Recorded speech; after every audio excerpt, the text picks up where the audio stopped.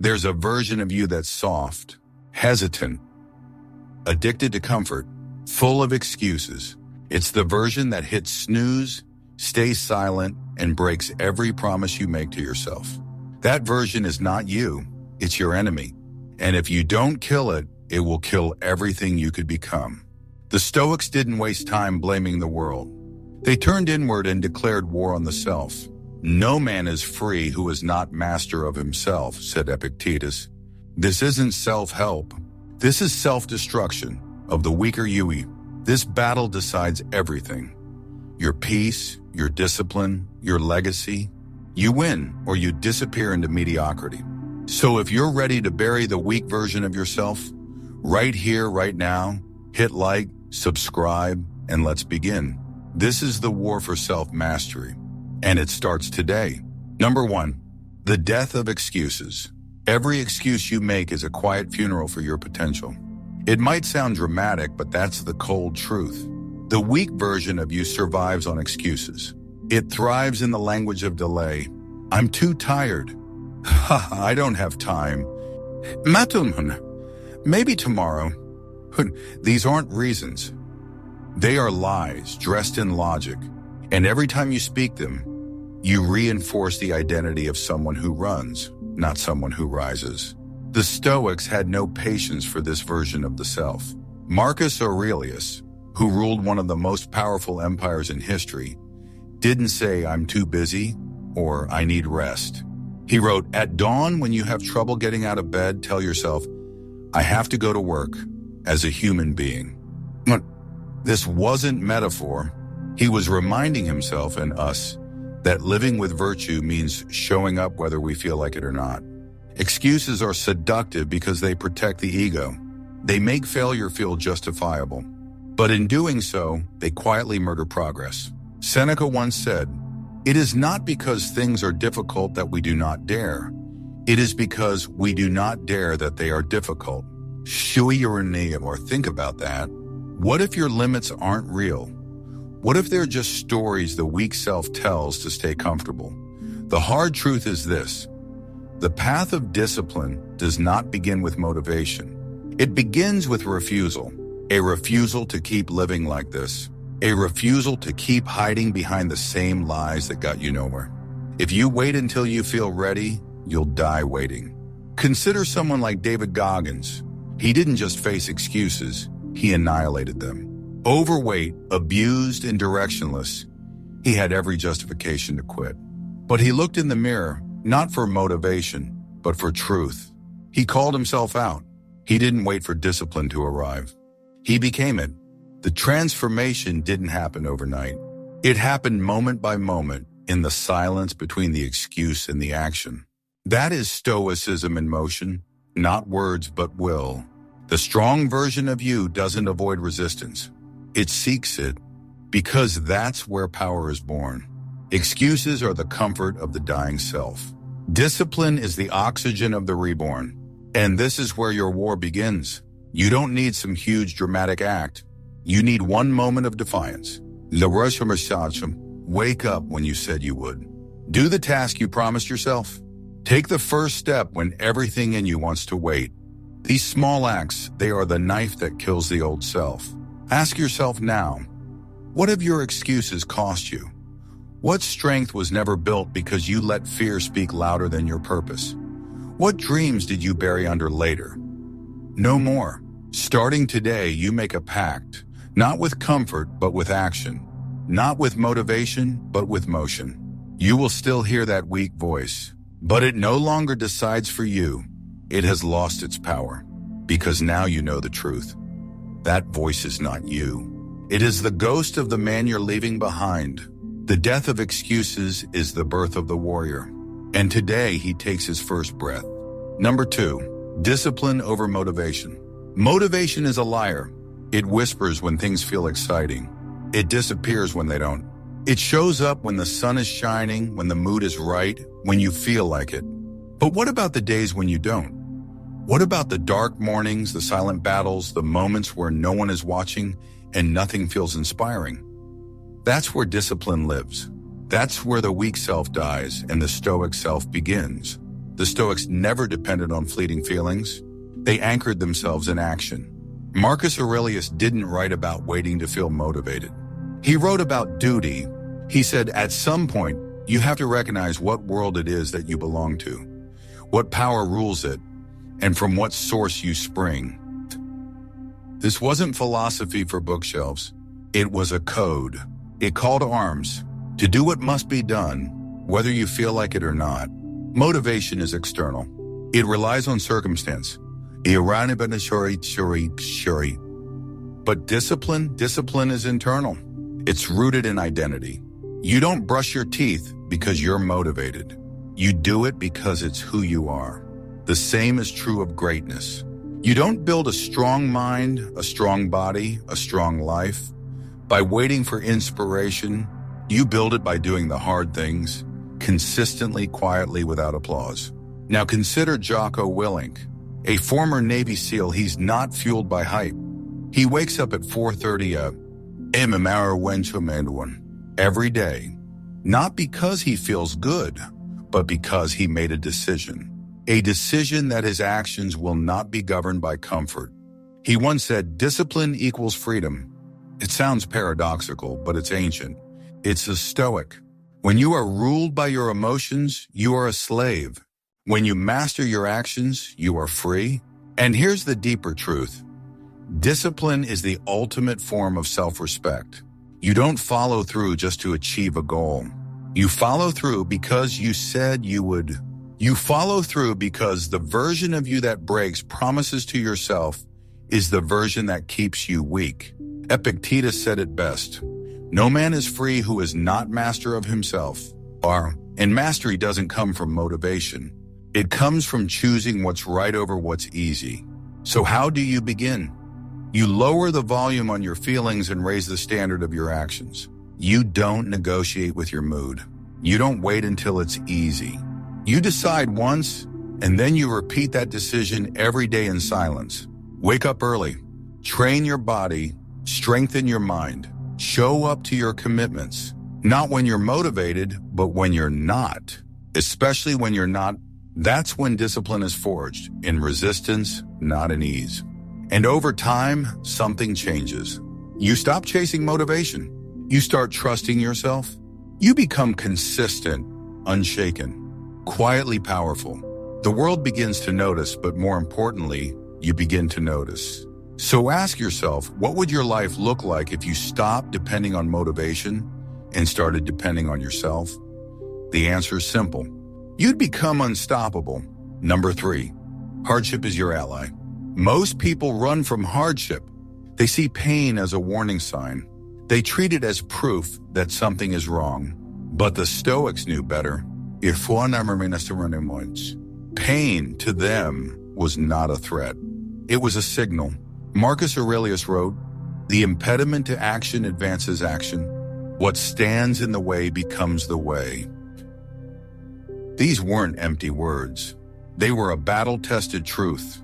Whatever you are avoiding is exactly where your strength is waiting to be built.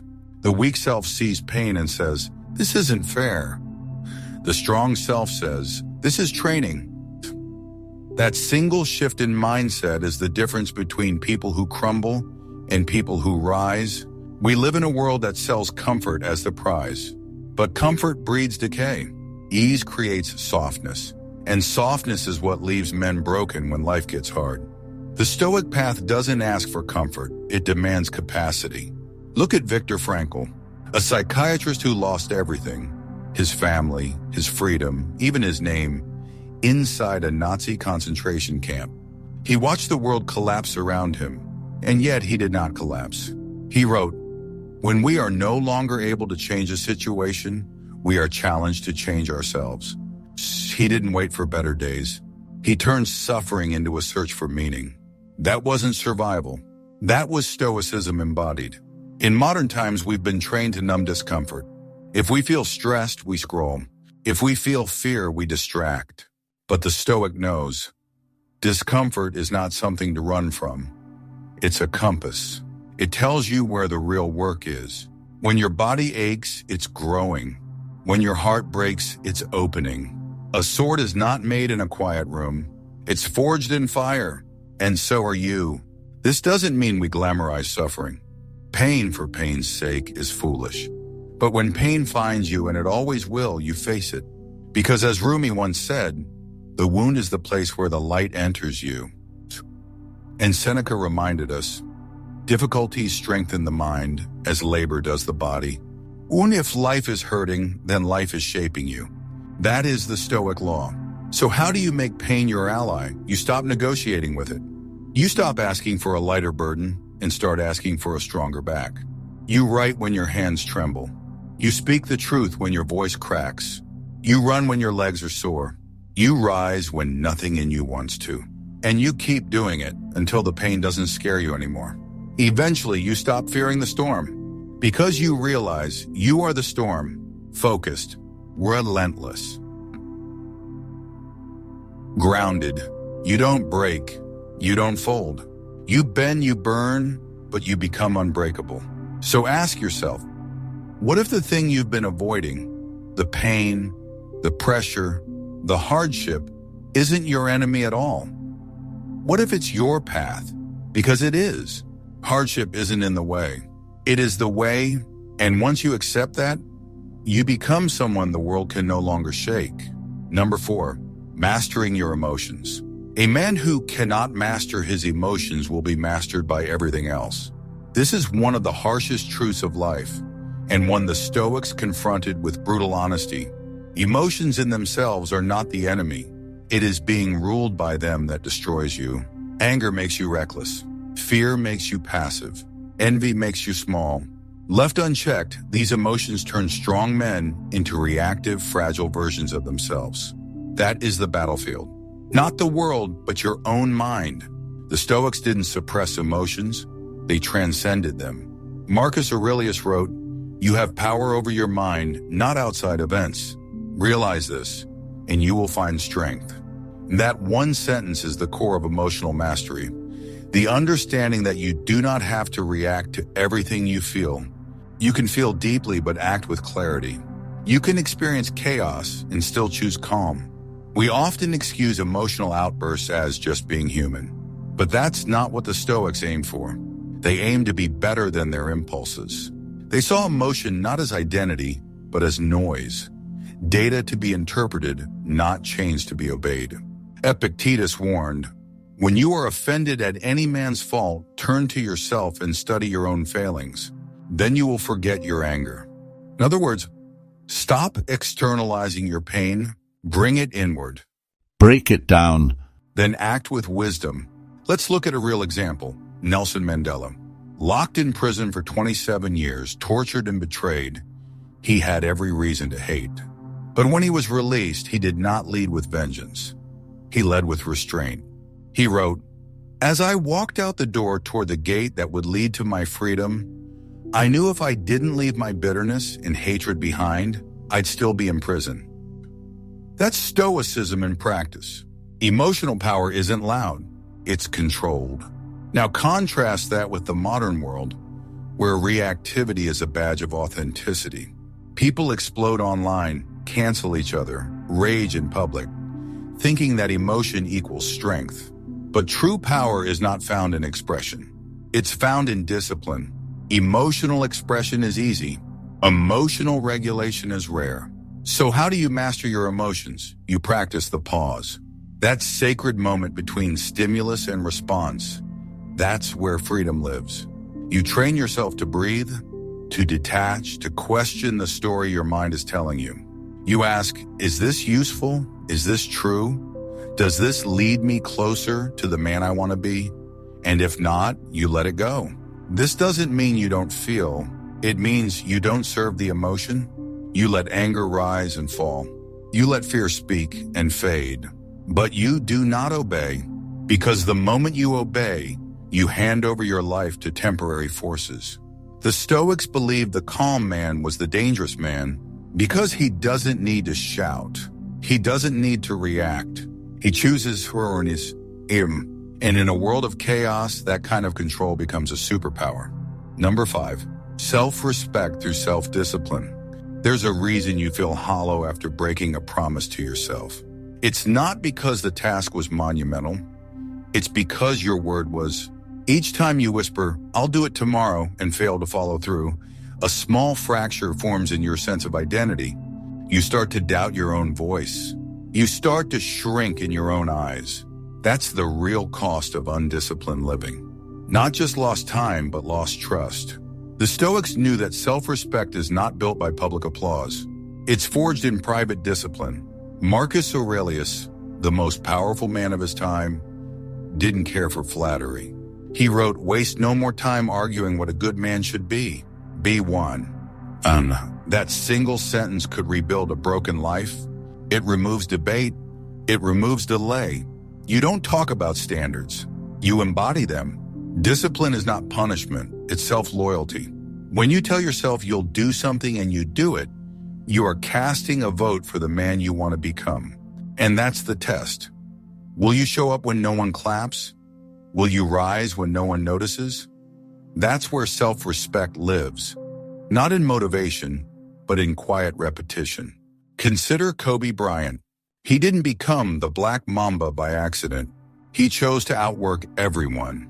He chose to wake before sunrise, to train when others slept, to prepare when others partied. He wasn't trying to impress anyone. He was building a code.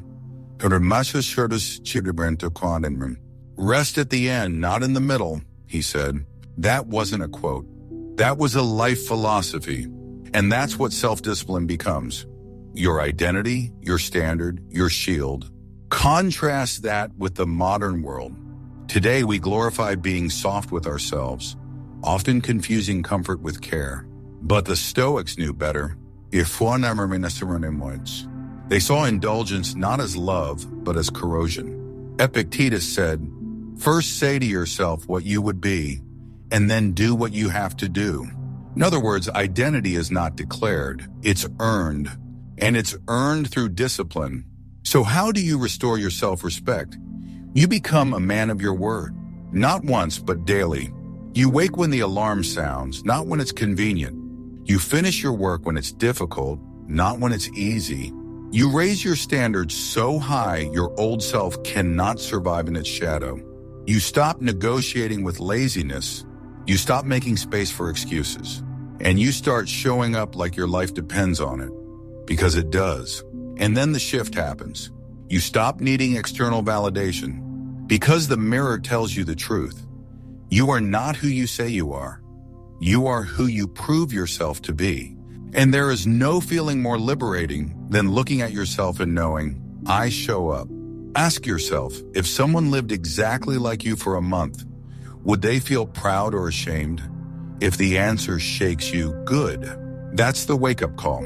Because when you honor your word in silence, without applause, without shortcuts, you become dangerous. Not because you shout, but because you walk with the power of a man who trusts himself. Number 6, the art of endurance. Endurance isn't glamorous. It doesn't make headlines. It doesn't earn applause, but it is the foundation of all greatness. Not in the dramatic victories, but in the invisible, quiet decision to keep showing up when every part of you wants to quit. The Stoics didn't chase speed. They valued stamina, because to them, it wasn't about the spark. It was about the flame that never dies. Marcus Aurelius, burdened by war, betrayal, and the constant threat of death, didn't ask for pity. He wrote in his journal, "If it is endurable, then endure it. Stop complaining." That's the Stoic mindset. Blunt, clear, ruthless in its simplicity. It doesn't mean you feel nothing. It means you don't let your feelings dictate your fate. Suffering is inevitable, but breaking is optional. We live in a world addicted to quick wins, fast results. Overnight success, but those are illusions. What matters isn't how fast you move, but how long you can keep moving forward without losing your soul. The Stoics taught that endurance is strength under pressure. Not once, but over time. Not for applause, but because it's who you've trained yourself to be. Look at Thomas Edison. He failed over 1,000 times before inventing the light bulb. That kind of failure would destroy most people. But Edison said, I have not failed. I've just found 10,000 ways that won't work. One, that is endurance. Not just patience, but a relentless refusal to surrender. Not just time spent, but time owned. The weak version of you wants escape. It looks for shortcuts. It panics when progress is slow. But the strong self sees value in the struggle. It understands that pressure creates transformation. Seneca wrote, difficulties strengthen the mind as labor does the body. If it's painful, it's probably useful. If it's hard, it's probably essential. And if it's lasting, then so are you. So how do you cultivate endurance? You stop asking, when will this be over? And start asking, who will I become if I keep going? You train your mind to value consistency over excitement. You get up early when you're tired. You return to your goals when you're discouraged. You persist without mood, without praise, without proof, until the world has no choice but to respect your perseverance. And something changes, slowly, quietly. The pain becomes manageable. The resistance becomes familiar. The doubt begins to fade. And what remains is a version of you that no longer crumbles under weight, but grows under it. Because endurance isn't about gritting your teeth forever. It's about becoming the kind of person who no longer needs to. So ask yourself, when everything slows down, when no one is clapping, when it's just you and the grind, do you vanish or do you rise? Because the man who endures without complaint, without needing recognition, becomes something rare, something powerful, not just a survivor, but a builder of destiny, a man who can't be broken because he trained himself to bend but never bow. Number 7, the power of solitude. Most people fear being alone, not because solitude is painful, but because silence reveals the truth. And the truth is this: many run from themselves. They fill their days with noise, distraction, people, and constant validation, because being alone means facing who they really are. But the Stoics understood something deeper. Solitude is not isolation. It is confrontation, and ultimately it is liberation. Marcus Aurelius wrote, "Nowhere can man find a quieter or more untroubled retreat than in his own soul." That's not just poetic, it's practical. In solitude, you return to the source. You see what drives you, what scares you, what holds you back. And when there's no one left to impress, you find out whether you truly respect yourself.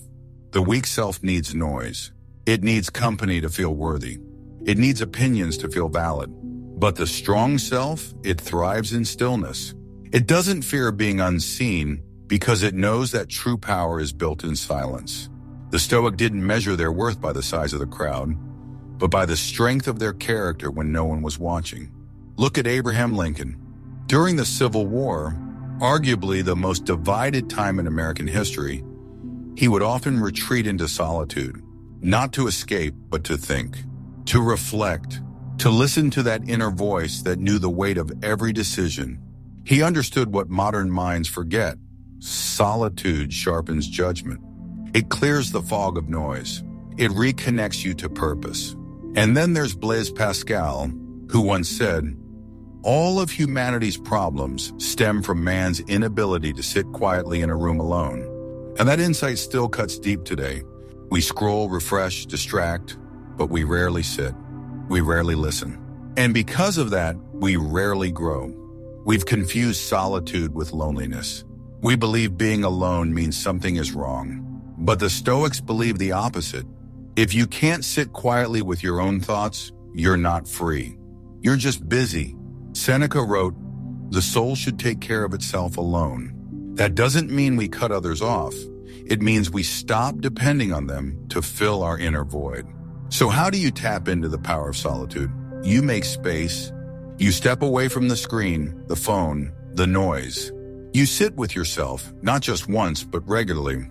You journal. You walk. You think without input. And in that space, things begin to rise. Unprocessed pain, suppressed truth, forgotten dreams, It's not always peaceful, but it's always honest. And through that honesty, you build clarity. You stop being tossed around by opinions. You stop chasing approval. You realize solitude is not the absence of love. It is the presence of self. It is where you remember what matters, where you hear your own voice louder than the world's.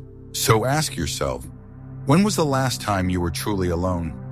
Not lonely, but alone, and felt peace, not panic. Because the man who can stand alone is the man who never needs to perform. And that is where your power begins. Not in the crowd, but in the quiet. Not when they see you, but when you finally see yourself. Number 8, controlling the chaos of the mind. Your mind is the battlefield, not the world, not other people, not the economy or the weather or your past. The real war is internal. And unless you learn to master your thoughts, they will master you. That's not philosophy. That's survival. The Stoics understood that clarity is not given. It is earned through ruthless self-awareness and mental discipline. Marcus Aurelius, writing during the collapse of a dying empire, said, "You have power over your mind, not outside events. Realize this, and you will find strength." He didn't say control your environment. He said control your interpretation. Because it's not the chaos outside that ruins you. It's the chaos inside. That's what turns minor problems into major suffering. That's what blinds you, poisons you, and keeps you from peace. The weak self lets every emotion run wild. A single insult ruins the day. A delay becomes despair. An uncertain future becomes a full-blown breakdown. But the Stoic self steps back, it watches, it questions, it refuses to be a slave to its own mind. Epictetus taught this plainly. It's not what happens to you, but how you react to it that matters. So to look at John Nash, the brilliant mathematician portrayed in A Beautiful Mind, diagnosed with paranoid schizophrenia, haunted by voices that weren't real, he eventually learned something powerful, to choose which thoughts to believe. Despite the mental chaos, he found a way back to order. He wasn't cured by medicine alone. He was stabilized by awareness, discipline, and the refusal to hand his identity over to madness. That is Stoic power in real form. In our world today, the mind is under constant attack by news, by notifications, by fear, by pressure to compare and compete. If you don't train it, it trains you. If you don't slow down and observe your thoughts, you become them. And that is how people drown, not in reality, but in their own imagined storm. So how do you control the chaos? First, you separate fact from fiction. Just because you feel something doesn't mean it's true. Just because you think something doesn't mean it deserves your belief. Stoic mind filters. It pauses. It asks, is this useful? Is this helping me live better? And if the answer is no, it lets it go. Next, you discipline your attention. You choose what to focus on. Seneca wrote, "We suffer more in imagination than in reality."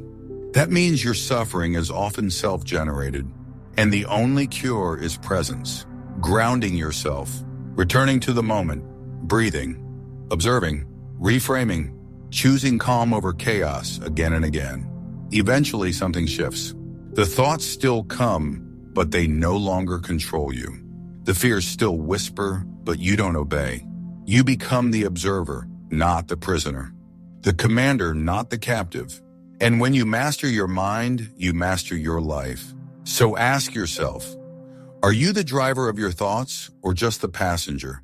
Because the man who tames his mind, even in a storm, becomes unshakable. And in a world full of noise, that kind of silence is a weapon. Number 9, the warrior's mentality. The world doesn't respect words, it respects results. And behind every result worth anything is a mindset forged in fire. The warrior's mentality. Not the one that barks the loudest, but the one that bleeds quietly, fights relentlessly, and keeps moving forward even when the odds are stacked against him. The Stoics didn't preach comfort. They preached preparation. They didn't teach men how to avoid pain. They taught them how to become indifferent to it. Epictetus was born into slavery. He was beaten, silenced, dehumanized. And yet he said, I must die. Must I then die groaning too? That is not despair. That is resolve. The warrior's mentality is not about aggression. It's about endurance, clarity, and conviction. It's about walking into battle, not because you want to fight, but because you refuse to fold. In today's world, weakness is often disguised as virtue. You're told to express everything, react to everything, collapse when things get hard, and call it self-care. But the Stoic path is the opposite. The warrior doesn't collapse, he adapts. He doesn't scream, he sharpens. He doesn't seek the easy path, he seeks the right one. And he doesn't fear the fight, because the fight is where he becomes who he was meant to be. Take Admiral James Stockdale, Navy officer captured and tortured for over 7 years in Vietnam. He was beaten, isolated, and denied any certainty of survival. But he did not break. In fact, he credited the Stoic philosophy of Epictetus as the very thing that kept him sane. He accepted the brutality of his situation without illusion, but he never gave up on his will. He once said, "You must never confuse faith that you will prevail in the end with the discipline to confront the most brutal facts of your current reality." That is the warrior's code: hope plus hardness, spirit plus steel. So how do you build this mentality? You stop negotiating with weakness. You stop expecting the world to go easy on you. You set your standards higher than your circumstances. You choose to act even when you're afraid. You push forward even when it hurts. You train in peace so you don't fall apart in chaos. And above all, you commit not to comfort, but to the mission. The warrior's mind is focused. It doesn't flinch at insults. It doesn't chase approval. It doesn't rely on emotion. It's not reactive, it's disciplined. Marcus Aurelius said, "If it is not right, do not do it. If it is not true, do not say it." Only. That is the quiet strength of a man who leads himself first. No noise, no drama, just action with integrity.